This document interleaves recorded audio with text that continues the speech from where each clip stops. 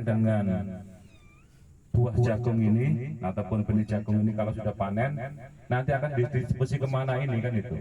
Sehingga Pak Kapolsek menginstruksikan kepada Babinsa dan ini bisa kita laksanakan. Harapannya nanti pada saat akhirnya yaitu pada saat pelaksanaan setelah penanaman. Memberikan arahannya, jadi dari pihak kecamatan kami sangat mendukung tentang penanaman jagung ini.